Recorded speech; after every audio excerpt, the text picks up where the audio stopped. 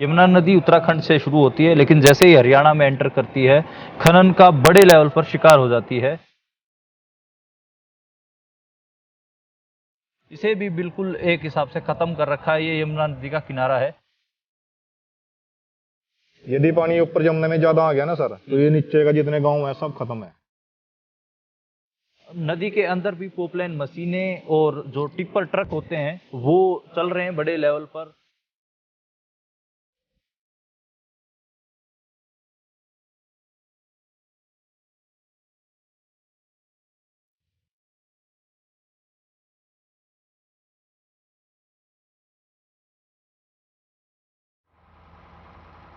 जैसे ही हम यमुना नदी के इलाके की ओर मुड़े तो माइनिंग माफिया के व्हाट्सएप ग्रुप में यह मैसेज आया। दिल्ली नंबर कार हूँ, पत्रकार है रे।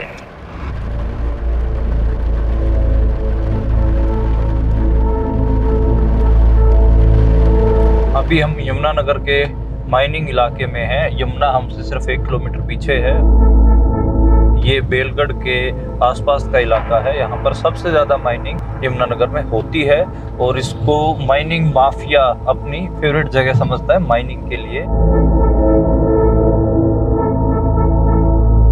यहाँ पर बहुत बड़ी बड़े जो माइनिंग माफिया हैं उसमें बहुत सारे नेता हैं, कई नाम उभर कर आए हैं। उनके ऊपर लगातार बात कर रहे हैं लोग, लेकिन खुल के कैमरा पे कोई भी बात नहीं कर रहे। अभी हम कुछ एक्टिविस्टों से मिलेंगे जिन्होंने आरटीआई वगैरह लगाई है।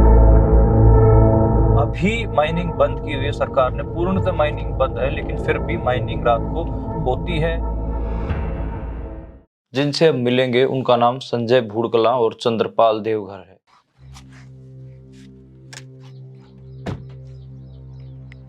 क्या हाल है सर, ठीक हो? क्या तो कितनी खुदाई यहाँ पर, कितनी? यहाँ तो सर अनलिमिटेड है, 20-25 फुट और 30 फुट तक की खुदाई है। अभी हम खड्ड में जा रहे हैं और यहाँ से नीचे से ड्रोन उड़ा के देखेंगे कि ये कितने फिट है। तो आप देख सकते हैं ये माइनिंग हो रखी है। ये कहीं से भी 3 मीटर नहीं लग रहा, करीबन 60 फुट 70 फुट के आसपास ये लग रही है कि इसकी खुदाई हुई है। और इस किस्म के ये पत्थर और रेत और बजरी ये सब निकलता है यहाँ से, जो स्क्रीनिंग प्लांट में जाके इकट्ठा होता है। और ये जो ज़मीन है ये पंचायती ज़मीन है और इसके उस पार ये जंगलात की ज़मीन है। जंगलात की ज़मीन से भी खुदाई हुई है।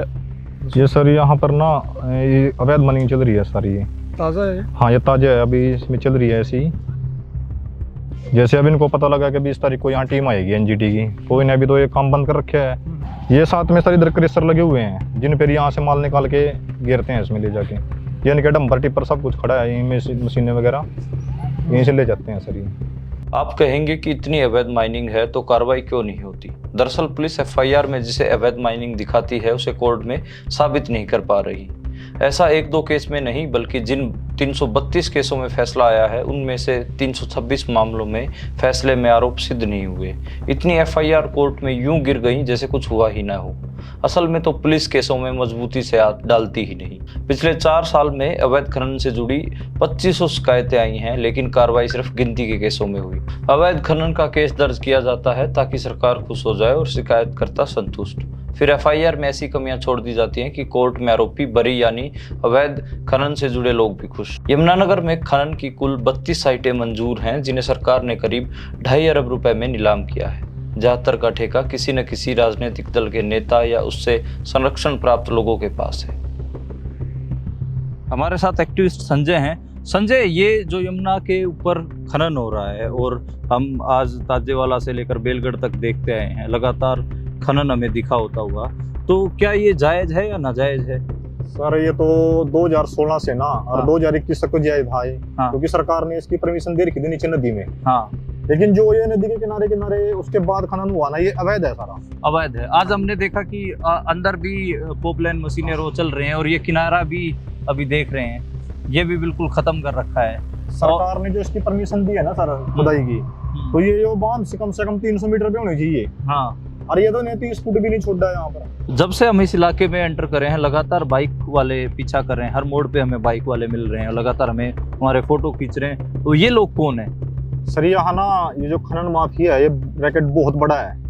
जैसे आप ये कहीं से भी एंट्री करोगे ना यहाँ, तो आपकी गाड़ी की लोकेशन और आपकी गाड़ी का नंबर ये ऑटोमेटिक व्हाट्सएप में डाल देंगे। जैसे आप ध्यान करो उधर पटड़ी पे देखो, हाँ कई लोग कम से कम 10 लड़के खड़े हैं वहाँ। ये तो खनन माफिया की तरफ से फील्डर छोटे होते हैं जो व्हाट्सएप ग्रुप चलाते हैं, और उनमें कोई भी बाहर का वाहन या कोई सरकारी या प्राइवेट आता है तो उसकी लोकेशन ग्रुप पे में डाल देते हैं, जिससे खनन माफिया या जो अवैध गोरखा धंधा करते हैं उनको उसकी लोकेशन मिल जाती है, अभी कौन बंदा किस टाइम कहाँ पर है। तो इसलिए वो अपना काम बंद कर देते हैं। जैसे हम यहाँ पर इस टाइम बेलगढ़ में हैं तो यहाँ पर अभी सारा काम बंद है, और जब हम यहाँ से निकल जाएंगे उससे आधे घंटे बाद फिर दोबारा काम चल जाएगा यहाँ। अच्छा, क्या हमारी जानकारी व्हाट्सएप ग्रुप में डालेगी? हाँ 100% है जी आपकी भी। हाँ सर दिखा दे, दिखा सकते हैं सर आपको। हाँ दे दो तो मुझे थोड़ा साइड दिल्ली नंबर कार हूँ पत्रकार है रे कार बेलगढ़ साइड पत्रकार टी पॉइंट पार हो गए बाबूजी साइड।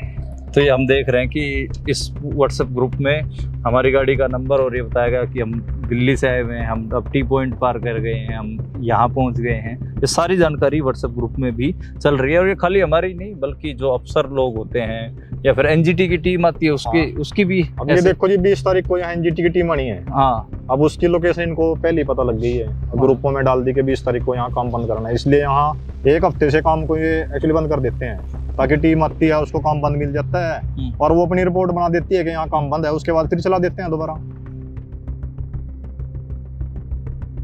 पुलिस ऐसी क्या कमी छोड़ती है जिससे ये एफआईआर और ये शिकायत कोर्ट में जाकर ओदे मुंह गिर जाती है? ये देखिए सर, अच्छा ये है बूढ़ कला के सरपंच सुभाष, ये अच्छा। खड़े हैं जो। हाँ तो ये माफिया के साथ हाँ जुड़े हैं। माफिया, ये खनन माफिया यही है सर, खनन यही करे रहे बड़े अच्छा। पैमाने पे यहाँ पर। तो ये एनजीटी की जो टीम आई ये हुई टीम खड़ी है, उनको गुमराह करके ना कहीं और ले जाते हैं, जहाँ पर खनन हो रहा है उस एरिया को तो ये छोड़ देते हैं, अच्छा। वो टीम को ऐसी जगह ले जाते हैं जहाँ पर खनन काफी साल से बंद है। और ये आपने ये कंवरपाल का रिश्तेदार है जी, इसका नाम है जी अमित। ये अच्छा। गांव बूढ़कला वैसे पंचायत में पड़ता है पर गांव कोल्लीवाड़ा से है। अच्छा ये कंवरपाल गुर्जर जो मंत्री हैं हाँ, उनके रिश्तेदार हैं। ये भी माइनिंग में? हाँ माइनिंग में बहुत बड़े स्तर पे काम कर रहे हैं। अच्छा। जब उनका ठेका 5 साल का पूरा हो गया था ना सर, तो तब ये इस पे बंद कराने की एप्लीकेशन डाली थी, लेकिन बंद होने के बाद भी खनन बंद नहीं हुआ अभी तक। अच्छा खनन, हाँ ये उसके बाद भी चालू था, ये दिया हुआ है सर। अच्छा तो आपने तो सेंटर स्टेट सारी हाँ सारों को दे रखी है सर ये, लेकिन अभी तक इस पे कोई कार्रवाई नहीं। हाँ जी सर। आप ये इतना आरटीआई वगैरह लगाते हैं तो आपको कोई खतरा नहीं होता, आपको कोई डर नहीं होता? खतरा तो होता है सर, दम काटते हैं लोग, डर भी है, कई बार हमले भी हुए हैं, पर चलो चोट फेट नहीं सर उसमें लगी है। झूठे मुकदमे भी लगाते हैं। अच्छा आपके ऊपर झूठा मुकदमा 2022 में हुआ है मेरे ऊपर, एक कोर्ट में चल रहा है अभी।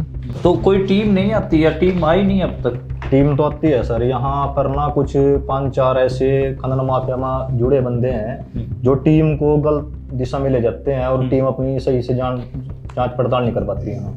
आप जब आवाज उठाते हैं तो आप लोगों के ऊपर झगड़े होते हैं, मारपीट होती है, पर्चे दर्ज होते हैं झूठे। अच्छा जो भी आवाज उठाना चाहता है उसको दाब ले जाता है। वो तो भाई साहब का भी मैं धन्यवाद करता हूँ, अपना चल ही रहे हैं इस चीज़ के लिए। यही है अभी जो पर्यावरण बच जाए, अपने लोग बच जाए, क्योंकि ये जो जमुना का जो रास्ता आपको दिखा के लाए उधर से अगर टूट जाता है ना बंदा तो सारे गाँव खत्म हो जाएंगे सब नीचे से। तो हम इसी चीज़ के लिए रोकने के लिए कोई सुनवाई नहीं है बिल्कुल भी कहीं तक। खेती की तो जमीन सारी खत्म हो गई सर, पंचायती शामलाट जमीन भी ये भी सब खत्म होगी सर। सरकारी जमीन है ना उस पर ही खनन जब ज्यादा होता है। अच्छा। क्योंकि उसका कोई मालिक नहीं होता, इसलिए कोई जांच पड़ताल नहीं होती है। यदि कोई जांच पड़ताल प्रशासन करता है बेसरकारी, उसको ये तो प्रशासनिक दबाव से या राजनीतिक दबाव से। अच्छा ये बताइए, जैसे जो पंचायती जमीन होती है उस पे 33% हिस्सा कानून तो दलितों का? हाँ दलितों को होता है, लेकिन दलितों के ऊपर तो अत्याचार ज्यादा करते हैं। दलित तो किसी लाइन में आए नहीं सर, किसी भी जगह कोई दलित का कोई, यहाँ पे कुछ चंद 10 लोग होंगे, 10-20 लोग होंगे जो बाहुबली लोग हैं, वही खनन करते हैं। तो दलितों को कोई 33% का हिस्सा है जमीन में, पंचायती जमीन में वो नहीं मिलता सर? कोई नहीं मिलता सर। खनन से जुड़ी करीब 100 एफआईआर को हमने अपने एक्सपर्ट से स्टडी करवाया और पाया कि पुलिस ने दर्ज केस में खनन अधिकारी से जांच ही नहीं कराई, जिससे पता लग सके कि अवैध खनन हुआ है या नहीं। ज़्यादातर मामलों में ट्रक चालक को आरोपी बनाया गया, मौके पर अवैध खनन करने वाले को कोई और था और उसे आरोपी नहीं बनाया गया। अवैध खनन स्थल पर जाकर फोटो या वीडियोग्राफी नहीं कराई जो कोर्ट में दिखाई जा सके। केसों में इंडिपेंडेंट गवाह नहीं बनाए गए जिससे वो गवाही दे सके कि उसके सामने अवैध खनन हुआ है। जांच अधिकारी ने उस जमीन का रेवेन्यू रिकॉर्ड तक नहीं जुटाया जहां पर खनन किया गया। माइंस एंड मिनरल एक्ट का उल्लंघन किया। खनन अधिकारी से बिना शिकायत लिए FIR दर्ज की। 8 साल में 487 FIR दर्ज हुई, 271 आरोपी बरी हुए, 22 FIR कैंसिल हुई, 33 केस ट्रेस नहीं हुए, सिर्फ 6 केसों में ही आरोप साबित हुए। पिछले दिनों NGT ने अवैध खनन और यमुना नदी के प्रवाह को मोड़ने के आरोप में 3 खान पट्टाधारकों पर 18 करोड़ 70 लाख रुपए का जुर्माना लगाया। तीनों माइनिंग साइट्स यमुनानगर जिले में ही हैं। यमुना नदी की जलधारा को मोड़कर हरियाणा की तरफ कर दिया है, जो कि यमुना नदी के जीवन के लिए काफी खतरनाक साबित हो सकती है। अभी मैं हरियाणा के यमुनानगर जिले में हूँ और यहाँ यमुना नदी के किनारे पर खड़ा हूँ। यमुना नदी उत्तराखंड से शुरू होती है, लेकिन जैसे ही हरियाणा में एंटर करती है खनन का बड़े लेवल पर शिकार हो जाती है। अभी हम आज हथनीकुंड बराज से लेकर बेलगढ़ तक के इलाकों में हमने सफ़र किया है। लगातार देखा है कि आसपास के इलाकों में बड़े स्तर पर माइनिंग हो रही है और माइनिंग सिर्फ इलाके में ही नहीं हो रही है बल्कि जो नदी है उसके अंदर भी माइनिंग हो रही है। हमने देखा कि नदी के अंदर भी पोपलाइन मशीनें और जो टिप्पर ट्रक होते हैं वो चल रहे हैं बड़े लेवल पर। और यमुना नदी के बिल्कुल किनारे लगते इलाके में ही क्रशर चल रहे हैं, जो स्क्रीनिंग प्लांट हैं वो चल रहे हैं और जो खुदाई के लिए खड्डे होती हैं वो हैं। हालांकि इस समय पे सरकार का दावा है कि कोई भी यहाँ पर माइनिंग का काम नहीं चल रहा है। इलीगल तो छोड़िए, लीगल भी अभी के लिए नहीं चल रहा है। लेकिन इस समय हमने देखा कि आज सारे के सारे जो खड्डे थी उनमें मैक्सिमम में काम चल रहा था। लोगों ने 60-70 फुट तक खुदाई कर रखी थी। इसे भी बिल्कुल एक हिसाब से ख़त्म कर रखा है। ये यमुना नदी का किनारा है।